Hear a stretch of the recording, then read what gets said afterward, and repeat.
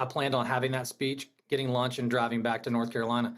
I was invited right when I sat down to the White House, who said, "Do you have time this afternoon to come to meet with us?" And I said I did. So We're doing a class right now at course called Global Missions in the 21st Century.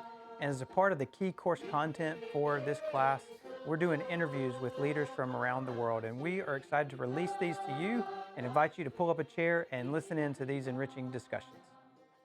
All right, well, I'm here today with Corey Jackson, a longtime friend and co-laborer in the gospel. Corey, you and I met in China, I believe, I guess. I mean, we both went to Auburn, but I don't think we overlapped while we were in school here. Well, we overlapped time-wise, but we didn't meet. But Corey, most recently is the founder and director of the Luke Alliance, which he's going to tell us all about, but graduated from Auburn, I guess, in 99. Does that sound about right? 98, yeah. 98, okay. Close, yeah. And then served for a few years as a missionary to China, and my wife was on your team for a season before we were married, and then came back, planted a church, Trinity Park Church in Cary, North Carolina. So anyway, I'm excited for you to share with us about this most recent work the Lord has called you into. But before we dive deep into that, just tell us a little bit about your journey, how you went from Auburn to China to church planter to now what you're doing. Give us a little sweep there. Sure. Yeah. So graduated Auburn in 98, some great years there from 94 to 98. And then 4 days after I graduated from Auburn, I moved to China. I was very involved with Cru there under Bill Bolt. And there's this vision, as you were a part of as well, to send to China. So went over there and spent, I would say, 7 aggregate years of my life, including support raising, coming home to get married to my wife, Olivia, who's did graduate in 99 from Auburn. And we spent time over there with Cru, evangelism, discipleship, ended up planting a church through Chinese disciples in Chongqing, and have just continued to track with those brothers and sisters over the years. In 04, there was a pretty severe bout of persecution that hit in Chongqing, as you're aware of, and many of our student leaders were interrogated and questioned, and we had to move to Chengdu that year. So Chongqing is a major city in southwest China. So is Chengdu. They're about 4 hours apart. And so we moved up to Chengdu, where I led the Chongqing ministry for a number of years. But then at that point, I felt like the Lord was calling me after I'd already helped a few other folks plant a church. I felt like it was time for me to go to seminary, kind of doing it backwards. But sometimes the missiological dilemmas that we face mean that we enter into those spaces. But anyway, I went to RTS Orlando, got my MDiv, and ended up feeling called, kind of surprisingly, thought the Lord might call us back to China immediately to be involved in the mission there. But the Lord kind of surprisingly called Olivia and I to North Carolina, to a town called Cary, North Carolina, which is really adjacent to Raleigh and really near the Research Triangle Park, Duke, UNC, NC State, and felt called to plant a multicultural church, which we'll get into, I think, a little bit later. But that was an incredible journey that the Lord had us on for a number of years. And as I was planting the church and pastoring the church, I remained very connected to China and continued to track with a major ministry there that I won't name on this podcast, but served on the board there. And that church planting movement, really, that's seeking to establish pastors in the gospel and reform kind of gospel DNA type teaching. Essentially, that ministry grew a ton when I was on the board, not because of me, just I happened to be there for it. But as I traveled alongside these brothers and sisters in China, the ministry grew to be in about 500, so 190 cities, 5,000 pastors involved in the movement. So a major movement in China. And to connect that back to the work that we were involved with earlier with Cru, really a lot of the people that came to know Christ from 1995 to 2010 that ended up going into ministry ended up being discipled through this network and understanding what does the gospel mean for us as pastors and church planters. So travel with them, walked with them. And then in 2018, which we'll get into a lot later, persecution took a turn for the worse under Xi Jinping. And a good friend of mine who's a well-known pastor in China, a guy named Wang Yi. I'm very good friends with him and his wife. He was put in prison along with a lot of other people in the church, along with his wife. And I was just compelled at that time with Olivia, my wife, because we know them as a family, to ask questions like, who can I talk to in government about what's going on with Chinese Christians? And that led me down a road of going to Washington, D.C., speaking on their behalf. Ended up having some strategic opportunities to ask for her release from prison. And she was released about 5 months later. And that was a major aha moment for me that someone like me, just an average pastor in the United States, can go to Washington, speak to people who have political positions that are actually quite interested in hearing about what's going on with the church in China and are willing to do something about it. So after about 6 years of doing that type of advocacy work on the side, I ended up about 9 months ago formally launching Luke Alliance and doing this full time. And I've got a staff team of about 6 people working with me now, so we're growing. But yeah, the Lord has really blessed this work, and I think the only reason why I can see why that's happening is because the Lord takes such a great interest in His persecuted church. I mean, He's the head of the church, and His body is suffering in many places in the world, and so He's mobilized us to fit in a gap that exists where we can talk to people in power about what's going on with people that have the least power in the world, to try to bend some of the resources in their direction. Yeah. Well, we're going to dive into bits of all of that as we go along here today. But before we talk mainly about the Luke Alliance, tell us a little bit about your experience planting and then pastoring a multi-ethnic church in Cary, North Carolina. And I'm particularly interested to hear like how your experience in China, cross-cultural missions, shaped the way you planted and then led a church in the American South. Yeah, that's a great question. I appreciate you asking it, and I took some time to reflect on that. Yeah, I think back when I moved back to the United States from China, I recognized that America is changing. The demographics are changing, and soon will be a majority minority country. Many states already reflect that demographic reality. And so I feel like that even though the United States is changing in terms of its population, the church is slow and sometimes the slowest, sometimes even antagonistic to adjust to that reality. And yet the heart of God, as we look back even as early as Genesis 12, we know that the call of Abraham was that he would be the father of many nations. And Israel was always called to be a light to the nations, always called to bring the nations in and disciple them. And yet they in many ways turned away from that calling. But then you look at Ephesians 2 and what the gospel does that breaks down these dividing walls of hostility. You look at the church at Antioch, one of the earliest churches, and in Acts 9 and 11, how the Lord produces this church that is multicultural, and the barriers are being broken down, literally walls being torn down in Antioch so that people can worship together.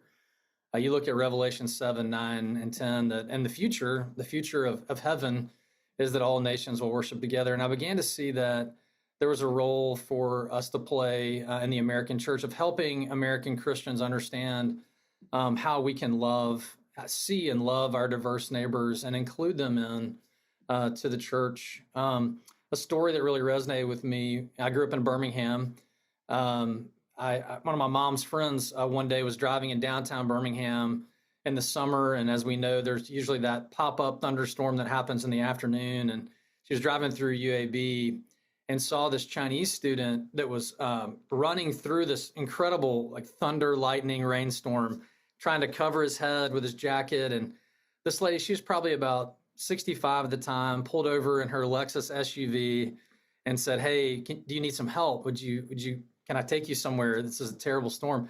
So the guy gets in and was a little bit, kind of like nervous. And he said, "Sure, drive me." So she drove him about 8 blocks to his apartment. And he said, "If you don't mind, can you hold on just for a second? I have something I want to give you." And so she was like, "Okay." She called her husband and was like, "Look, I just want you to know what's going on here. I don't know, But she waited, felt called to wait. And this guy brings back a trophy. And he says, "I was the #1 student in my university in China. And I've been at UAB for 3 years, and you're the first American to show me kindness since I've been here." And I Mm. want you to have this trophy that shows that I was the best student in my university. I want to give this to you. And stories like that really stick with me, that we have these people all around us that we really don't see. And yet some of these people are the greatest leaders in the world that are coming to study in America, coming to work in America.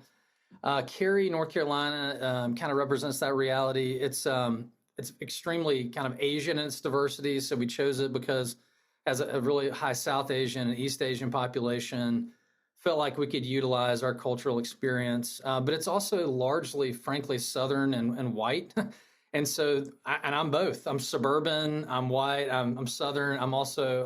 I love people from the nations, and particularly from Asia. So it was really planted in this gospel dream that, like, what if you hold the gospel central and you make the gospel the drawing card and not multiculturalism. Mind you, the vision for this church that I wrote up at RTS Orlando precedes Obama, precedes Trump, precedes DEI, precedes CRT, precedes all of that. This is just taking missiology and looking at America and going, what do we need to be as a church?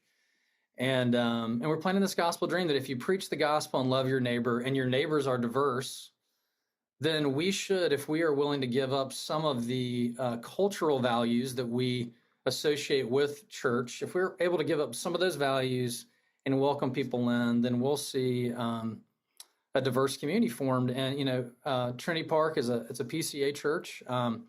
It's unusual, definitely in the PCA. We were able to see around 25 to 30 nations worship together. We had have a diverse leadership team, and this was not tokenism. We're really looking for people from around the church, from all these different nations that have different gifts. And we saw a diverse leadership team raised up, and our ministry philosophy was that we would not silo into cultural groups, but we would be together as one community. And I think for the most part, we were able to see that. I mean, I do think that, a little bit of a warning. There's a cost to doing church like this. It's hard to navigate. It's hard to be a church, hard to be a pastor anyway. Spoiler alert if that's what you're signed up for, but it's not an easy job. And then you add in some other complexities to it that can make it even more challenging. But I do believe in our communities as we see them today in the United States, there's an incredible opportunity before us to love our neighbor and to worship the Lord together. And I think we have an opportunity to learn such unbelievable things from our cross-cultural brothers and sisters who God has brought right here. So that was really it. And I think that, it was a very intentional decision to engage the changing South with the gospel and these changing demographics. So. Well, we could do a whole interview just about those dynamics of planting a multi-ethnic. Let's do it. We'll do it church. next time. Yeah, we'll get them next time on that one. But thank you for that little sneak preview into podcast episode number 2 with Corey Jackson. Sounds great. But tell us a little bit more of you gave us the elevator speech on what led to the Luke Alliance, but unpack that a little bit more. And as you first were going up to Congress, like what were you hoping they would do? What were you hoping for? Maybe you didn't know, and then as you developed this over the course of 7 years now, what do you now know can be done through this kind of advocacy ministry? Yeah, frankly, so the crackdown at Early Rain Covenant Church in Chengdu happened on December the 9th of 2018. So literally on December the 10th, I learned about this with my wife, and we were just broken over what was happening to our friends. I mean, what really happened is they arrested 300 people in one day. They ended up holding 38 people for longer than 15 days. All of their elders, all their deacons, all their seminary students, all their pastors, including the wife. And they have an only child who at the time was 11.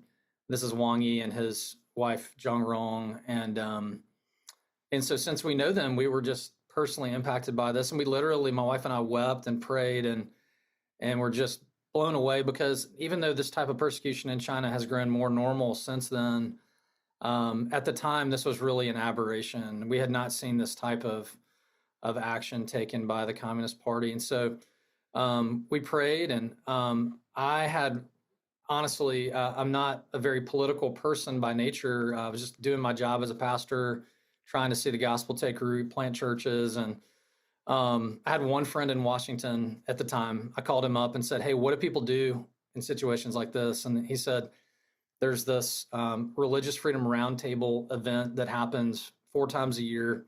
I can call the guy who's the organizer and see if you can speak on behalf of Wang Yi." And I got that opportunity on December the 18th, traveled up. And honestly, my game plan was just to tell the story and to see if anybody was interested in hearing more about it. I did not have any type of strategy worked out, no grand plan. I planned on having that speech, getting lunch, and driving back to North Carolina. I was invited right when I sat down to the White House, who said, "Do you have time this afternoon to come to meet with us?" And I said I did. So I'll cancel my plans. So went to the White House, ended up spending 3 hours there. And they were bringing in people from the CIA, the NSC, State Department, National Economic Council, people in the executive team, executive branch, asking all kinds of questions. And ultimately, after that 3-hour session ended, I realized I needed to have a better game plan for what I was trying to accomplish. So I called up some of my friends who are very connected with me in China and just said, "What should I be asking for?" And we decided that we should ask for the wife, Zhang Rong, to be released, and that to be the main ask. That was the clear moral high ground issue. And so we began to broadly educate about what was going on with Early Rain and tell the gospel story through them, always making sure that, even though they're suffering for Christ and it's a great injustice on one hand, they're not surprised by what's happening to them. And it's also a gospel opportunity on the other. And so trying to hold that intention, but also, key into this fact that it is unjust. They don't deserve to be treated this way. Particularly the fact that their 11-year-old son at the time had been left effectively parentless. He went to live with his grandparents, no forewarning of this. So the big ask was for her to be released. And after about 5 months and several trips back up to DC, all through back channel diplomacy, as we talked to China counterparts, she was released from prison. And that blew me away. At that time, I really didn't think that would be what I would be doing with my life now in terms of advocacy, but God just kept on giving me more opportunities. Biden was elected, COVID hit in 2020. It forced me to redevelop a strategy to engage people on Capitol Hill, senators and congressmen, because under Trump 1, I was just invited right into the White House. That was actually quite amazing. I would say that what we do is certainly, I say the persecution of the church is a nonpartisan issue. Doesn't matter who's in power. It also isn't just a United States issue. This is a global reality that global leaders need to contend with. And so as it stands now, we've developed a strategy for advocacy in Washington. We've just hired the most famous pastor in China. I would say he's like the Billy Graham of China. Ezra Jin is his name. He pastors a church called Zion Church. That's the largest church in China. He was just put in prison about 6 months ago in October. We just hired his daughter to be our Washington, D.C. advocacy director. She formerly used to work for Congress as a national security analyst, and she's left her job to work with us now, which is amazing. So we have a whole advocacy strategy that's not just U.S., but also multilateral, where I just 2 weeks ago got back from the Vatican, for example. That's something that a Protestant doesn't often get asked to do, but asked into the Vatican to educate Vatican leadership about what's going on with persecution in China. That was set up through U.S. government contacts. I've been to the EU, the UN, multiple different ambassadors that I've met with in the global space to raise the awareness level of what's going on with the Chinese church. On the side of that, we realized that, and this grew out very naturally from our advocacy ministry, that every single one of these pastors in prison or Christian leaders in prison has a family, have a wife. Usually they have children, or sometimes these are women that are in prison. They have husbands, they have children, and they have churches that are left pastorless. And so we are working with our on the ground to develop pastoral care ministries in China that mainly flow in 3 lanes: mental health, Christian legal help, and spiritual care through churches for people that are suffering from persecution. Persecution can take on many forms. It can take on being put in prison, being tortured, being interrogated, having your money confiscated and all that stuff. It can also be the family that's left without a husband, wife, church without a pastor. It could be that your church hasn't experienced persecution yet, but you look down the street and you look at a church that has. And so you live in this constant state of hypervigilance that causes a lot of anxiety. And just to educate everyone that, that Tertullian quote that the blood of the martyrs is the seed of the church is probably the most famous quote about persecution that's out there. And I think that's absolutely true in a big meta-narrative sense. I believe that God is growing his church through persecution. We see that throughout history. But also persecution negatively impacts a lot of people's lives, a lot of children, a lot of spouses, a lot of churches. And so we need the idea of the pastoral care side is to resource these Christians in their time of greatest need so that they can navigate that season of persecution well. We believe that some of the church's most gifted disciple makers and preachers and teachers are persecuted for the gospel. So strategically, if we can resource them in their time of greatest need, as they're being faithful, they're living their life out in a government situation that's increasingly authoritarian and antagonistic. So we want to resource them so that they can then be effective for the long haul. We have seen cases where Christians don't navigate that well. They shrink back, they fall away. We can all relate in some way, at least broadly, that when we go through hard times here, wherever we are, we need help. Nobody's meant to navigate hard times by ourselves alone. We need a community. So we're trying to help churches in China build that community for the persecuted. So we do advocacy and care. All of that is to resource the persecuted church. Yeah. Yeah. So several questions come to mind that I want to ask, but one, some of our students and anybody else listening, they might be aware of other groups like Voice of the Martyrs, for example, or Open Doors are two that come to mind, who've been in advocacy or awareness building about persecution, and not to say but just how would you compare kind of what you're doing with kind of their approach? Yeah. It's a great question. Hoffman, I can get invited to the Lausanne Congress, which was an amazing opportunity. So when I was at Lausanne, I was able to meet with Voice of the Martyrs and Open Doors leadership and some other major organizations too, Christian Solidarity Worldwide, World Evangelical Alliance, and others that are doing great work.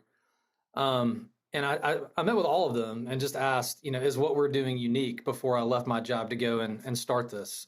Is this valuable? Or are you already doing it? Yeah, right. And do we need to reinvent the wheel here? Or you guys? Right. No, I was actually very happy not to do it if somebody else is already doing it. And they very clearly said, no, we're not doing what you're doing. And I'll explain what that means. And also there was some wonder as to how exactly is this happening, that we're doing what we're doing. So I would say to compare us to some of those organizations, those are great organizations. They do great work. They're giant organizations in terms of money and employees.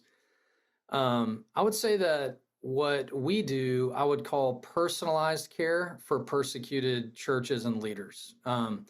So whereas Voice of the Martyrs or Open Doors, they're going to do more like broad awareness, canvassing. They can do like really large humanitarian work. We need 1 million Bibles into this country, or we need 100,000 mosquito nets for this thing. They can do all that. We can't do that.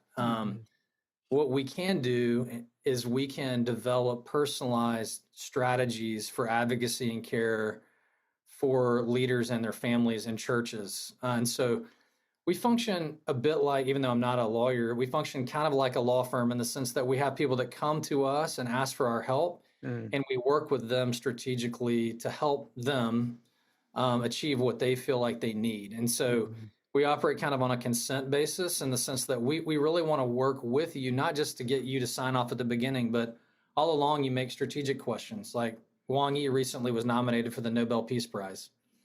One of the last Chinese leaders to be, well, the only person that is comparable to be nominated and win the Nobel Peace Prize is a guy named Liu Xiaobo that ended up dying effectively in prison because he was nominated. Because he won that award.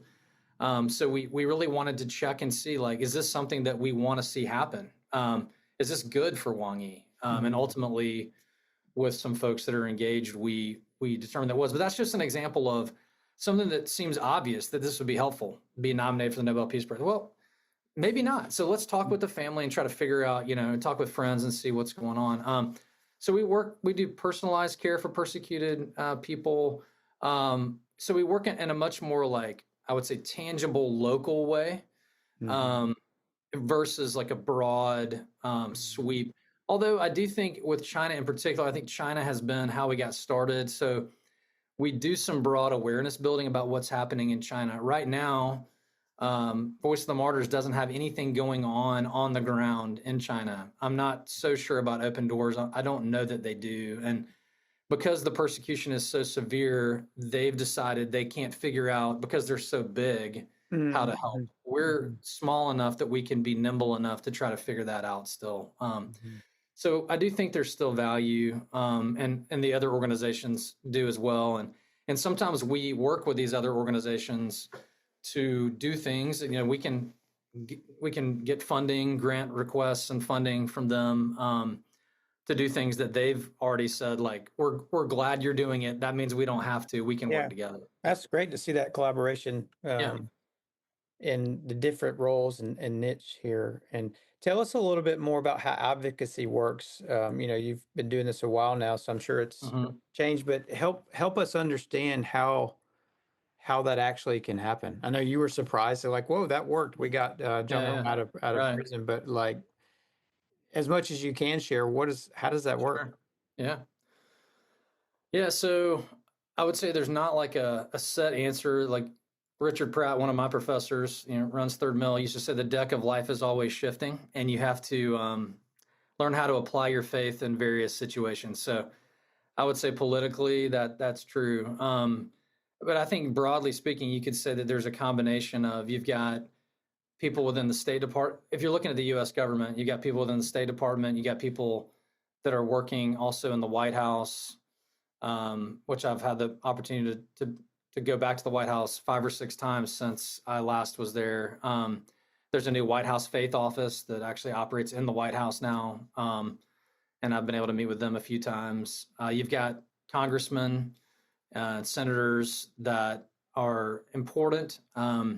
Because they can operate kind of on their own and challenge the executive branch if they feel like that there's something that the White House needs to pay attention to, or the State Department needs to pay attention to that they're not. They can function in a different way. So it really comes down to a lot of relationship building and in a lot of meetings and working with people who have various levers of power into the, I guess right now in the U.S. government, President Trump and Secretary of State Rubio tend to ultimately call a lot of the shots in these areas. I mean, what we want to see right now, one of our big asks is for Ezra Jin to be released from prison and to be reunited with his family. All of his children are U.S. citizens, and his wife lives in the United States. So we're working really hard on trying to get him released, which, if that were to happen, it'd have to happen at the highest level of government. And so it's really continually making the case and putting enough political pressure into the system that makes it seem like this would be a good thing for the U.S. government to be about. So it depends on what you're asking for. I'd say the big prongs are, you need a lot of data about what's happening, and so we work to get the data. You need some very tangible asks, like, what do we want them to do? And then you need to just continue to follow up. And there's also a media piece that kind of functions alongside the government that I think, and I've heard this from a lot of folks in the U.S. government, that it actually helps them do their job when media is covering some of these stories. It makes it seem more important to them that they would focus on this, because the electorate also is becoming more and more aware. So even just this morning in the Wall Street Journal, we had an article that was published about how they're pressuring the lawyers of Ezra Jin and other Zion leaders. We worked with the writer to develop this story. And I mean, the reality is that Wall Street Journal, New York Times, all these folks, they don't really, BBC, they think this is important, but they don't really know religious persecution. So they need sources. And so we go and we work with them. And then multilaterally, like Europe and other countries, I think that there are ways to work with the UN and other governments out there, like the Vatican. I think that, frankly, the U.S. government is probably the most important voice most of the time in a lot of this, not only just because I'm from the U.S., but we just have a lot of work that we can do in that area that other countries aren't doing. But there are opportunities in Europe and other places to get leaders to ultimately, frankly, what needs to happen is China has to release this person or change their situation. The more pressure you can exert from multiple forces in that direction, essentially, the Communist Party has a black box of decision making. They're looking at an ROI for persecution. We're trying to make it less beneficial for them globally to persecute Christians. Yeah. Well, yeah, and having lived in China as you and I have, it's like you got to pay attention to face saving, honor, shame, all those things, and so you got to make it yeah, do exactly. it in such a way that's not necessarily exposing their, Yeah, it's very there's a delicate. lot of strategic questions about that. Like, how far do you want to go? Backdoor diplomacy is something that we much prefer. Like, if they will move with like back channel conversations, like they did in the case with Zhang Rong, that's ideal.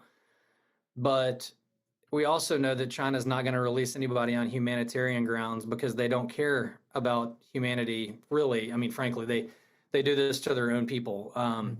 And so if they cared about natural rights or human rights under God, then we wouldn't have this problem. So we have to exert some kind of pressure. It's just, how do you do it? But before we go on, I want to rewind a little bit. So some folks maybe know Wang Yi and his story. A lot of folks probably don't. Tell us just very briefly, tell us a little bit about his prominence as a human rights lawyer in China, and even his history with the White House, even before he was, became a pastor. And like, why did he become the center of a, government crackdown in such a high profile way? Yeah, that's a great question. Wang Yi, before he was a pastor, was a human rights defender, very well-known lawyer in China. And then in 2006, he was invited to the Oval Office to meet George W. Bush with some other Chinese, I guess, dissident voices. And that put him on the radar of the Communist Party, obviously. He became a Christian shortly thereafter and ended up, so he was not a Christian from what I understand when he was at the White House, but he ended up becoming a Christian shortly thereafter. And once he became a Christian, he began to understand, his heart was always for China to change in a direction that would be better for the country. But he began to understand that the best way for that to happen is through the power of the gospel and the extension of the kingdom, rather than just an extension of like broad human rights defense. And so, and he's the type of guy that once he has his mindset on something, he's going to go for it. So he ended up feeling called to plant a church. He planted Early Rain Church. It was around 2010, and began to pastor this church. And I think, Wang Yi is an incredible, he's been called the Tim Keller of China by some people. I don't know that that's the best comparison. I think it's fine. I think that it's probably one of the better ways to describe him, because, Keller was able to be intellectual and also practical at the same time in his preaching of the gospel. I would say Wang Yi is more intellectual than Keller, from what I understand.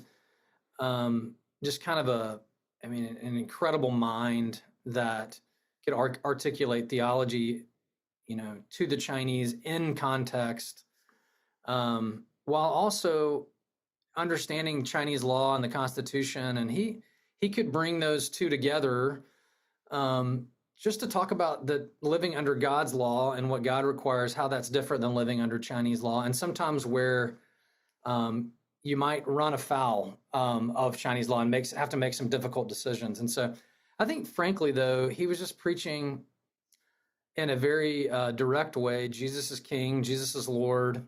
in an environment where that is not a welcome message. You see that in authoritarian regimes like Iran or Russia, that simply preaching the lordship of Jesus and saying this is actually real and not theoretical and has practical implications for your life will get you in trouble. And I think because he had such a large following and because of his background, and early Rain Church grew to around 800. They had a private school, they had a seminary. I just think he was the kind of guy that the Communist Party took it. They took it personally that someone like this could have a ministry like that and not register with the government. And I should probably cover that real quick. So in China, you have the registered church and the unregistered church. It's different than the United States, where like a church is going to register with the government. You're going to become like a 501c3 and file your paperwork. Okay, it's not like that in China. And in China, when you register with the government, what that means is that you're going to come underneath the Communist Party's authority over the church. So essentially what you're agreeing to is to have an atheistic organization at its core tenet level, the Communist Party, governing the church. So you have an atheist organization exerting influence on the center of the church. And what the unregistered Christians simply want is to be able to have Christ at the center of their church and to be able to, most of these guys and ladies were born again into Christianity. They didn't inherit it and become Christians because of their parents. They became Christians because they believed the gospel, and then they read the Bible. And then they thought to themselves, okay, this is what it means to live out the Christian life, very practically. And just fundamentally, that is not a place where atheism can rule in the center of the church. And so many of these Christians, these pastors, Wang Yi, Ezra Jin, and a lot of some of the other folks that we represent, made the decision together to say, we're going to not register, knowing that if they registered, it would mean they will change your theology. They'll change what you teach in seminaries. In some of these registered churches right now, they make you sing communist hymns. They got pictures up of Xi Jinping.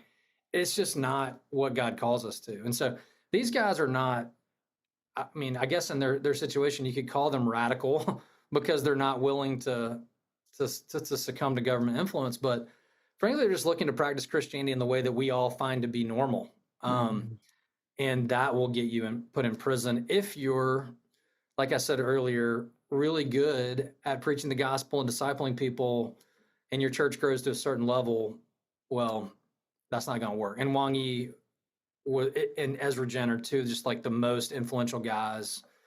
I think that type of social power is something that she and other communist leaders just don't like. They don't like that someone has that much influence and power. So. Well, I remember at the time that this was unfolding, he got a lot of criticism, even from Chinese pastors or foreigners who were, about why are you poking the bear here? Why are you sticking it in the eye of Xi Jinping? But he kind of similar to Martin Luther had this 95 Theses that he posted on Weixin, on what's that? I forget the English name of that. WeChat, yeah. I'm like, he's just declaring just basic mere Christianity in a sense, to where, like you said, Jesus is Lord, Jesus is King, in an authoritarian, totalitarian environment. They just can't go there. They can't handle that. That cannot be allowed to have another king. Sam Brownback, actually, he was the former governor of Kansas and the International Religious Freedom Ambassador for the State Department under Trump 1. He's a believer. He's writing a book that's coming out next month called China's War on Faith, where he's highlighting, I think it's 8 or 12 stories of religious leaders in China. He's covering multiple faiths, but the last one he's covering is Wang Yi. And I worked with him on that book, on that chapter, and he's calling him you mentioned Martin Luther. Another person he's been compared to is the Martin Luther King Jr., because he's just willing to be a voice of clarity, of moral high ground clarity, and just say, no, we as Christians are called to worship God like this. And like Dr. King, so articulate that that's just not a welcome voice. So that's a really good. That Martin Luther King Jr. Like he really is that type of voice that's just willing to speak out about what's true in the midst of in a situation where that is as strongly discouraged. Yeah. Yeah. Yeah, he writes so beautifully. Yeah, and with just Worth great, reading. Yeah, yeah, great, he great wrote clarity. what you're talking about. The 95 is he wrote my statement of faithful disobedience. Mm-hmm. Mm-hmm. Um, I made a statement, something of faithful disobedience. I think that's right. But yeah, it's out there. It's on the internet. You can read it. It's powerful. Yeah. Yeah. Yeah, yeah, My declaration of faithful disobedience. Yeah. yeah. Yeah. Well, you mentioned we were at Lausanne 4 in Mm-hmm. Seoul, Korea, and one whole day they talked about persecution. Out of Mm-hmm. the 7 or 8 days of that Mm-hmm. Congress, one whole day was dedicated to persecution. Powerful, Yeah. sobering day. And yeah, we live in a time period where perhaps persecution of Christians is more prevalent. It affects more Christians than ever before in history, which is a Yeah. little bit hard for, if you grew up in America, we're still, very quite comfortable, and we're not called to bear Mm-hmm. persecution in our context, Mm-hmm. which I'm thankful for, but it's just not the reality for most Mm-hmm. Christians in the world. Can you speak to that and to how maybe your work that started off advocacy and care for Chinese persecuted Christians to, I know you've been asked and invited into Yeah. other parts of the world where persecution is happening. Can you speak to that? Sure. Yeah, I mean, I would say that persecution is a global reality. I think we've estimated that something like 380 million Christians are persecuted for their faith in the world, which is 40 million larger than the population of the United States. So it's a massive problem in the world, reality that the church needs to face and better address. And so back to your earlier question, yeah, we need a lot of organizations, not just one or two, but we need a lot. So Luke Alliance, I think because of what the Lord has done to give us the relationships that we have in Washington, which are unusual. There's not many organizations that have the relationships that we do, and we really believe that's just a gift from the Lord, and we want to steward that well. But several other countries have reached out on the advocacy front and just said, "Can you?" India is one that has actually just yesterday agreed to pilot some advocacy for India with some Indian leaders. You really need leaders in country, like we have in China, leaders in country that can help furnish information, help us tell stories, and give good narrative data, make sure we're asking for the right things. So it takes the right partners, which we think we've developed actually through some relationships at Perimeter Church in Atlanta. So we're grateful for that. So also, we've begun some work recently in Myanmar. That's more on the pastoral care side. We have a couple of leaders that city to city, Asia Pacific has mentored and located. And I was in Thailand 2 weeks ago teaching a summit for some of their most persecuted leaders from Myanmar, Laos, and Bhutan. And two of the leaders from Myanmar pulled me aside and just asked if I would be interested, or Luke Alliance would be interested in funding some Christian trauma healing retreats for some. Some of them are designed for pastors, and some are designed for just people that have been impacted by this ongoing civil war and the earthquake that happened last year. It's just a country that has just met one difficult thing after another. And so we're walking alongside them. One of the coolest projects is in an area of the country where the fighting is the worst. There's a seminary there that would be kind of broadly evangelical, non-denominational, led by a woman who, and the only reason, interestingly, she's leading is some people be like, yeah, people sometimes have a problem with me being a woman and leading a seminary. The guy who was leading it was nearly martyred. He was machine gunned during a worship service and hid behind the podium and ended up living as like one of these big solid wood podiums, and ended up feeling like he needed to leave the country. And so she was the next most trained person in line. So, you can put that in your men and women leading in the church hat and try to figure out what to do with it. But anyway, so she's leading the seminary, and she has most of her students can't go back home because their homes have been burned to the ground. Mm. And so this is the type of situation that she's living in. So she has this vision to lead a trauma healing retreat for her students, and also to invite 30 pastors and church planners from the surrounding area that have all suffered persecution and do this trauma healing. And she said, would you mind if we also added a medical care component to this? Because most of these people have been injured or sick, and they haven't seen a doctor. They haven't been able to see a doctor.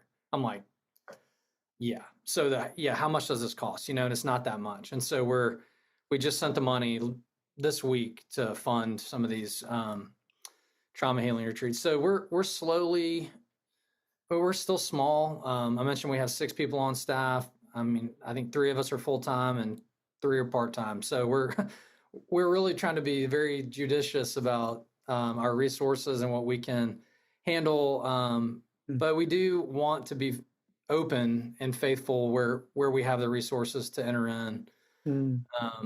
And so right now, India on the advocacy side, Myanmar on the care side, and I think there'll be other opportunities that come about. We're looking at some things in North Africa right now. I've been asked to go in and do a similar teaching that I did in Thailand for Southeast Asia to do that for North African leaders who are really, I mean, it's awful. So I don't know that that'll be the next place we go, but yeah, just seeking to be faithful. Yeah. Yeah. Well, I don't know if this would ever be helpful, but one of the guys that I'm interviewing probably next week, he's the president of the Myanmar Evangelical Graduate School of Theology. We were roommates at Lausanne, and we've Really? kept in touch ever No since way. then. So I don't know if we would need another layer of contact there at That'd some be point. 100% helpful. Yeah, I'd love Yeah. to talk to him. Yeah. Well, watch the podcast when it comes out in a few weeks on Okay. him, and then you can let me know if you want to get to know him. He's wonderful. Yeah. Spectacular. That sounds awesome. Yeah. He was anyway, did train theologically through the Langham Partnership under Chris Wright, and so anyway, just a really stellar guy. But Amazing. Yeah. So how has I guess we need to kind of bring this to a close. I could keep talking for a long time about this, but as you think about the church in America, who really we just quite honestly don't and really have never faced these kinds of harsh realities that you're describing. How has advocacy over here, living in America, how have you navigated the tension between, or maybe it's not a tension, I don't know how to quite phrase this question. I'm going off script here, but helping Christians here, whether that's pastors or just other Christians here, like how would you want them to respond as they learn about these things? Like how, in other words, discipleship towards global Christianity with persecution being a big part of, this is what our big global family is experiencing. Yet we know it not. It's almost like we're a part of the body that's numb to the pain of another part of the body often. So how are you helping us feel that pain and then maybe do something about it? Yeah. I think part of what we're trying to do is to tell the story and raise awareness. I mean, I think that, Voice of the Martyrs and Open Doors and others are doing that too. And yet it's still easy for it to remain other to us. And so I would hope a couple of things. I wrote an article in Christianity Today about a year ago that I can't remember the final title, but basically it's 3 things I've learned from walking alongside my brothers and sisters in China. And I'm not sure I can remember all the points, but the big idea was that by walking with them, it's helped me as a pastor to normalize suffering in my own life, in the sense that to follow God as a pastor, as a Christian leader, as a Christian in this world, the suffering looks different in different places. I think for these brothers and sisters, it looks like persecution, but they would be very quick to tell you that persecution is only one of the ways that they suffer. They're married. Some of them live in difficult marriages. They have kids. Parenting is hard, and they're parenting their kids through all the technological struggles that we face as we think about how do we raise our kids and how do we educate them in the faith. They don't have enough money. Sometimes we feel like we don't have enough. I mean, so like just to like make sure that the only thing that describes them is not that they're persecuted. They are human beings. They're our brothers and sisters that walk through all kinds of different things. But I think that when they sign up for following Christ, they sign up for suffering. And they know it. When they go to seminary, when they sign up to get their MDiv, they know that it is a sign up. It's like a sign up list that goes around for suffering for Jesus. And they know that they're not going to avoid that. And I think as pastors in the United States, or those who aspire to be, or elders, you will suffer for Christ in order to be faithful to him. I don't know what that's going to look like. There are going to be ways in which following Jesus is going to be difficult for you. I don't know if it will look like a persecution or religious freedom issue for you. Maybe if you become a missionary, I don't know if that's going to happen in the United States, but regardless, what I've learned from our brothers and sisters is that the normal Christian life is to live on what I would call like the vulnerable edge of mission. If you look at Hebrews 11, faith is the substance of things hoped for and the evidence of things not seen. That he who comes to God must believe that he exists and he's the rewarder of those who diligently seek him. And you have this, we call it the hall of faith. And every single example of that is someone who believed God was calling them. They were called to step out in faith into an unknown reality, a gap in the kingdom that existed, that they were called to enter into, that they didn't know how God was going to provide, but God was going to provide. And that provision didn't necessarily mean, in fact, it did mean that it was not going to be easy. And that resolution wasn't always going to be that you have enough money, you're going to be healthy, and you're going to live a noble death that everyone celebrates. You don't know how it's going to work out. And that is normal Christianity, Hebrews 11. I think if you're in China, Myanmar, India, North Africa, or Auburn, or Alabama, or North Carolina, that is Christianity. We're called to live into this, living out our faith on this vulnerable edge of mission. And in that liminal space that as often I've heard it talked about a lot now, liminal space is a place where you're in between two realities, that you're in a gap. And that gap, if it lasts for a couple of days, is kind of nice. You can have some quiet times and then it gets resolved. But if that gap lasts for years, or it never resolves until heaven, that is really hard.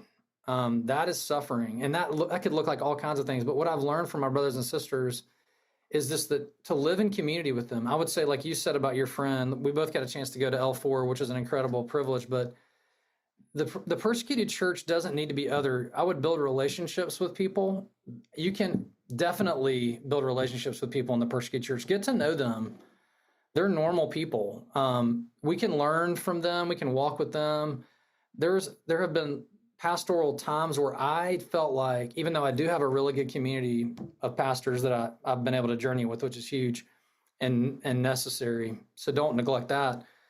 But being connected to the global community of pastors, there have been times when I feel like my American pastors don't really understand exactly what I'm going through as well as a global pastor. For example, in COVID, my church that I was pastoring, we had to worship outside because of the restrictions in our county, and because we were meeting in a school, we were kicked out. We had to worship outside for 85 straight Sundays. Except for 10 Sundays where it rained or was too hot or too cold for us to meet. And so 75 out of 85 outside. The best people to mentor me as a pastor through that were people that lived not in America. Yeah. That was actually normal for them to not live in a perfect space with air conditioning systems. Now that may be an extreme example where like, that'll probably never happen again. But I guarantee you'll face situations that you're like, wait a minute, I feel like Indian pastors or Chinese pastors or people in other countries might have a better shot. And yeah, so I would just say live in that community. Don't, I would say fight that otherness that can happen. Mm. Certainly, if you're going to, some of your MDiv students, some of you are going to be pastors, certainly um, emphasize to your local churches that bringing the persecuted church into the context of your church is important. And I mean, yeah, bare minimum, like on persecution Sunday or something like that, have a day. But I would normalize it. I would pray for the persecuted church. I would encourage your main preaching pastors to incorporate this into the way that they preach. This is normal Christianity in the world today. 380 million brothers and sisters are dealing with this. So I would just say, don't allow yourself to isolate yourself from that reality. It is real. Jesus cares about it. So many examples of that in Scripture, and so yeah, just Mm. bring it into your church, and pray, give, develop relationships. It's Mm. important. Yeah, that's so good. The relational proximity is so important because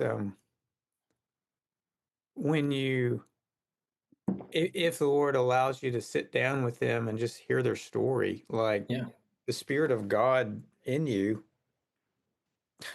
moves yeah, out, and it's the same Spirit of Christ in them, and who groans. right. He groans within us That's right. for uh, the kingdom to be Yeah, consummated, and amen. for all to be well under the loving reign of Yeah, Christ. The Spirit is groaning within us, and so by putting yourself in the, not just reading about it in an article or reading a statistic, but like a yeah, live human person in yeah, whom the Spirit dwells, right.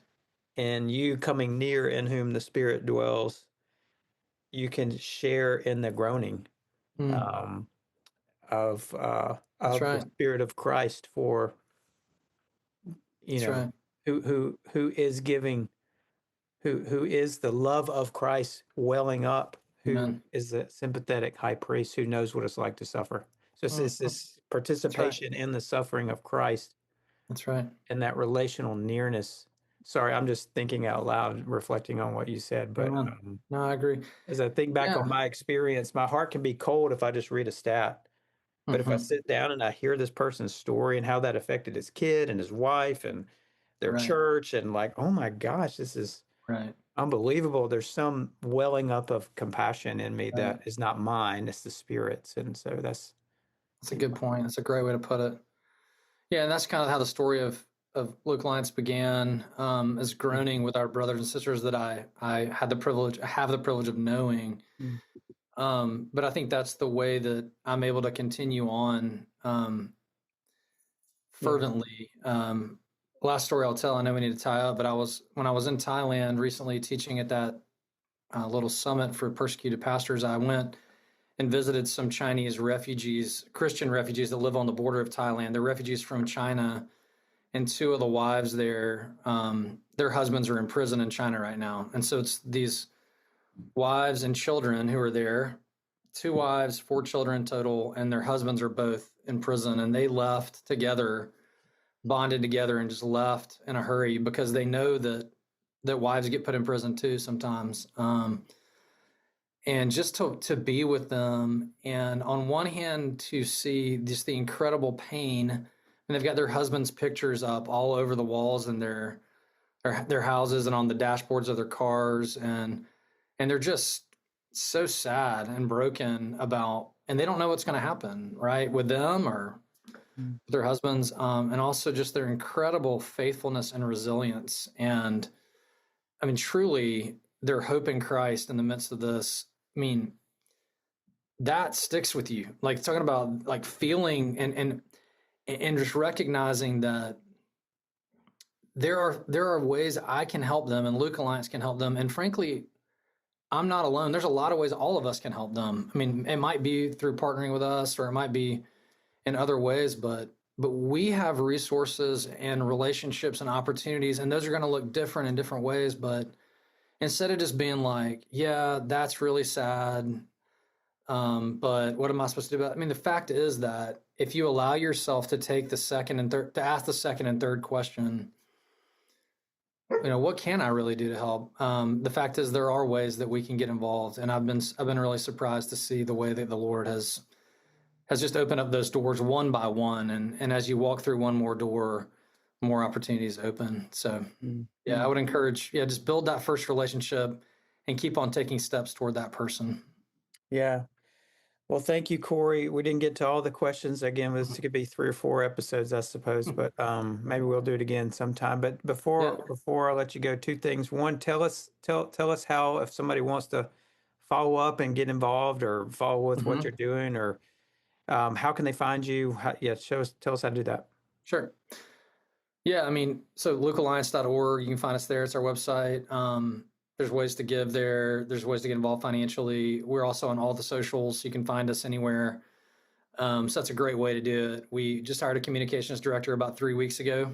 So we actually have a social media game. I was kind of like, who cares? But it turns out it's important in the world these days. So that's great. And yeah, you can email me. You can find my information on the website. I'd love to get to know any of you. And if you're particularly interested in anything that we're doing with advocacy or pastoral care, and you want to get your church involved, I'd love to talk to you about what that looks like. So Yeah. Well, what's 1 or 2 ways that we can pray for you, and then we're going to close in prayer. yeah, thanks. Um, yeah, I mean, I think a huge aspect of what we're doing right now is opening up India and Myanmar. So you can pray for those new opportunities. Really want to be smart about doing that. And I think, we have engagement happening at the very highest level for Ezra Gen and there's 17 other pastors at Zion Church, 2 of whom have wives living in Thailand, that we're really actively seeking to get out of prison. So, man, ultimately that's out of our hands. It's in the Lord's hands, and it's in a lot of people's hands that are paid a lot more than me to do what they do. But just, pray that God would make our efforts fruitful. Yeah. Okay, well, let's pray. If you enjoyed this episode of the Christ Our Redeemer Seminary podcast, we would love to hear from you. Please leave a comment, leave a review, and then share it with others. That would really help more people find and engage with this content. Thanks for listening. God bless you.